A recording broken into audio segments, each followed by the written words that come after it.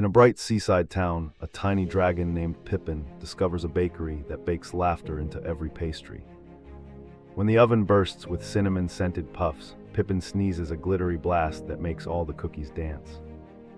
The giggling crowds chase the cookies through alleys, turning a quiet afternoon into a bubbly parade of sugar-coated chaos.